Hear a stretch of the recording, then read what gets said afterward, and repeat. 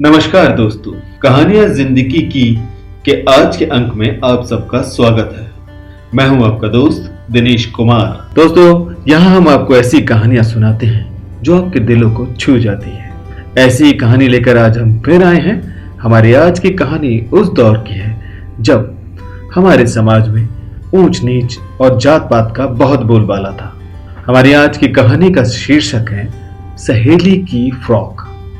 किसना अपनी 6 साल की बेटी बिंदिया को लेकर स्कूल से घर जा रहा था। किसना की पत्नी का देहांत हुए अभी 1 साल पूरा ही हुआ था, लेकिन बिंदिया उसे अभी तक नहीं भूली थी। किसना उसे रास्ते भर उसकी अम्मा की बातें सुनाता हुआ ले आ रहा था। तभी अचानक जब वो गांव के दबंग ठाकुर साहब के घर के आगे से निकले तो उन्होंने देखा कि गांव के पुत्तन को ठाकुर साहब के आदमी बुरी तरह से पीट रहे हैं और उधर ठाकुर साहब भी जोर जोर से चिल्ला रहे हैं, खाल उधेड़ तो इसकी, आखिर इसकी हिम्मत कैसे हुई हमारी हवेली में चप्पल लेकर चले आने की। ये नजारा देखकर बिंदिया बिल्कुल सहम गई और किसना से पूछने लगी, बाबा क्या ये लोग मार मार कर पुत्तन चाचा को भी अम्मा के पास भेज देंगे? किसना सक पका गया और बोला, नहीं बेटा, ऐसा नहीं होगा, तुम उधर ध्यान मत दो, सीधे चलो। थोड़ा आगे ही निकले थे कि बिंदिया ने ठाकुर साहब की हवेली की मुंडेर पर एक लड़की को बैठे देखा जो उसी की उम्र की थी। वास्तव में ठाकुर साहब की बेटी काजल थी। बिंदिया ने मुस्कुराकर काजल की तरफ देखा तो काजल ने भी बिंदिया की तरफ मुस्कुराकर देखा। इस तरह दोनों बाप बेटी घर पहुंच गए। घर पहुंचने पर बिंदिया पुत्तन वाला किस्सा तो भूल गई, लेकिन काजल उसके दिमाग में अभी भी थी। बिंदिया ने कृष्णा से पूछा, बाबा एक बात बताओ, ठाकुर साहब तो इतने गंदे हैं, लेकिन उनके घर में वो इतनी सुंदर सी लड़की कौन थी? कृष्णा ने जवाब दिया, वो काजल बिटिया है, वो ठाकुर साहब की बेटी है, लेकिन बेचारी देख नहीं पाती ढंग से, और सुना है कुछ दिनों में उसकी आंखों की रोशनी पूरी तरह से चली जाएगी। ठाकुर साहब के जुल्मों की सजा उनकी बेटी भोग रही है। बाबा लेकिन वो तो मुझे देखकर मुस्कुरा रही थी। अरे नहीं बेटिया, उसको तो पास का भी ढंग से नहीं दिखता, तो इतनी दूर का कहाँ देख पाएगी।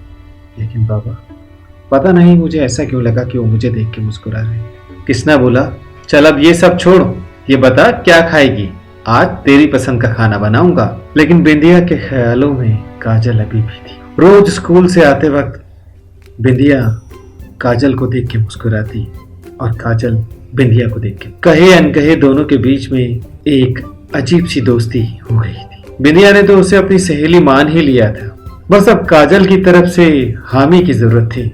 आज कृष्णा किसी काम से गांव के बाहर गया था, तो बिंदिया स्कूल से आज अकेली ही आ रही थी। आज उसने काजल की तरफ देख के मुस्कुराया ही नहीं, बल्कि उसके पास भी चली गई।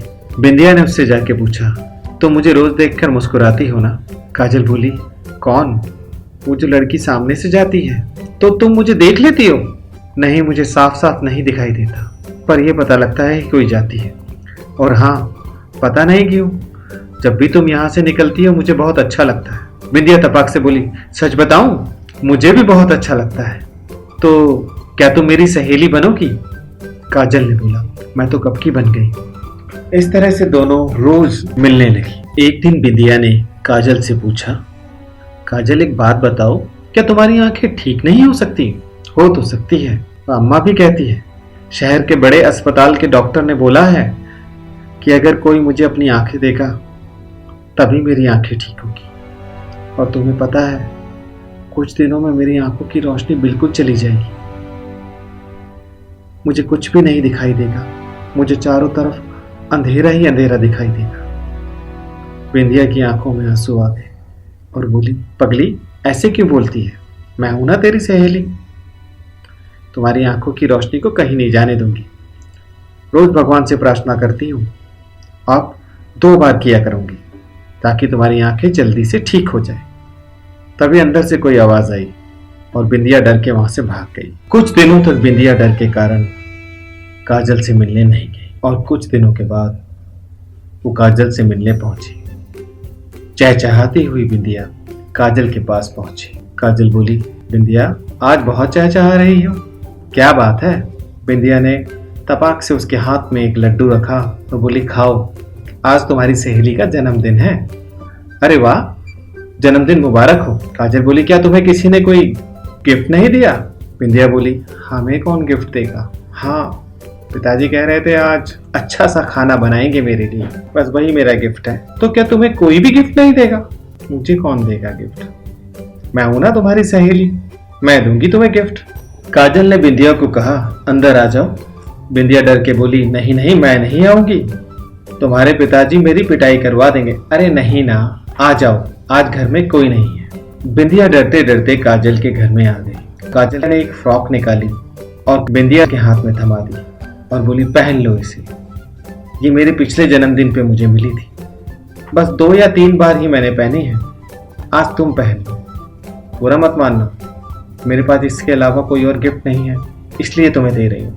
बिंदिया डरी हुई थी। नहीं नहीं, ये तुम्हारी फ्रॉक है, मैं कैसे पहन सकती हूँ, और ये तो बहुत महंगी होगी। नहीं नहीं, मैं नहीं पहन सकती इसे। काजल ने बोला, तुम्हें मेरी कसम है, तुम्हें ये फ्रॉक पहननी ही होगी, ये तुम्हारी सहेली की फ्रॉक है और अब इसे मेरी सहेली पहनेगी। बिंदिया काजल की बात को टाल ना सकी और उसने वो फ्रॉक पहन ली। दोनों हंसी हंसी बातें ही कर रही थी कि तभी ठाकुर साहब वहां आ धमके। बिंदिया को काजल की फ्रॉक पहने देखकर वो तो आग बबूला हो गए।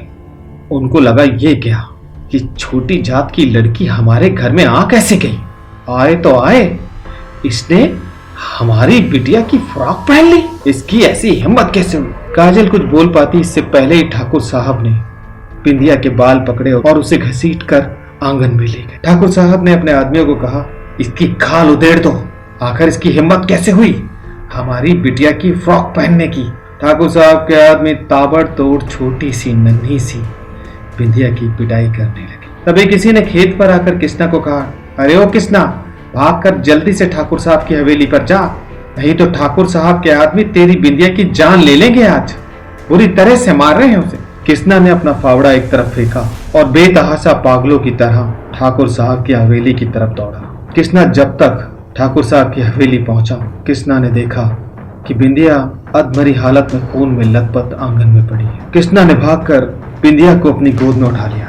उधर ठाकुर साहब भी घूर रहा है, अरे ओ किसना, संभाल ले अपनी छोकरी को, ये बहुत औकात से बाहर हुई जा रही है। किसना ने अपनी भरी आंखों से बिंदिया के चेहरे की तरफ देखा। बिंदिया ने उसे इशारा किया कान में कुछ कहने का, और पास आकर बिंदिया ने किसना के कान में कुछ कहा। किसना चटपटा के बोला, नहीं नहीं बिटिया, कैसी बातें करती है? बिंदिया बोली, नहीं बापू, मेरी ये बात सुन लो, वो देखो अम्मा आ गई है मुझे लेने, इससे पहले कि वो मुझे ले जाए, बापू तुम मेरा ये कहना जरूर मान लो। किसना ने आओ देखा न ताओ और बिंदिया को गोद में उठाया और बाहर की तरफ दौड़ गया। और इधर काजल भी रो रो कर बेहोश हो गई थी। उसकी आंखों से आंसू की जगह खून निकल रहा था। ये देखकर ठाकुराइन बुरी तरह से घबरा गई। उसने भी अपनी बेटी को गोद में उठाया और ड्राइवर से बोली, ड्राइवर जल्दी करो और मुझे अस्पताल ले चलो। इस तरह दोनों ही सहेलियां अस्पताल पहुंच गई। थोड़ी देर बाद ठाकुर साहब के हवेली के टेलीफोन की घंटी बजी। ठाकुर साहब ने फोन उठाया। उधर से ठाकुराइन बोल रही थी, सुनिए, मैं काजल को कुछ दिनों के लिए अपने घर लेके जा रही, मेरे भैया आ गए थे, उनके साथ जा रही, 1 हफ्ते में वापस आ जाऊंगी। क्यों नहीं, हो आओ, इधर जब तक हम ये किसना वाला मामला भी ठंडा कर ही देंगे।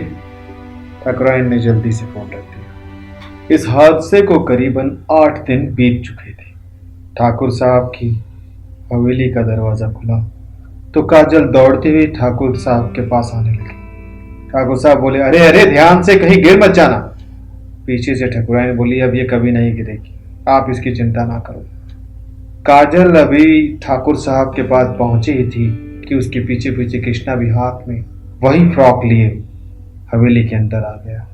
ठाकुर साहब ने गुस्से से कृष्णा की तरफ देखा, लेकिन कृष्णा सर झुकाए सामने आकर ठाकुर साहब के सामने रखी टेबल पर वो फ्रॉक रख दी और बोला, ठाकुर साहब लीजिए, ये फ्रॉक रख लीजिए, क्योंकि मेरी बेटी तो इसे अब कभी नहीं पहन पाई। ये कहकर कृष्णा मुड़ा और मुड़ने से पहले बोला, जानते हो ठाकुर साहब, उस दिन मेरी बेटी ने मेरे कान में क्या कहा था? उसने कहा था, बाबा पहली बार मुझे किसी ने कोई गिफ्ट दिया है। मैं भी जाने से पहले अपनी सहेली को एक गिफ्ट देके जाऊंगी, अपनी आंखें। और बाबा, तुम्हें मेरी कसम है, ठाकुर साहब मेरी सहेली के पिता हैं, उनको कुछ मत कहना।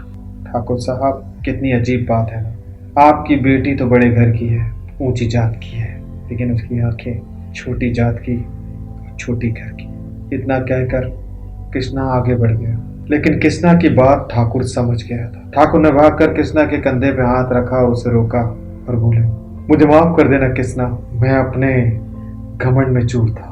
मुझे नहीं पता था कि तुम्हारी बेटी मेरी जुल्मों की भेंट चढ़ जाएगी। कृष्णा बोला, हम गरीब हैं ठाकुर साहब, हमारी किस्मत है यही है।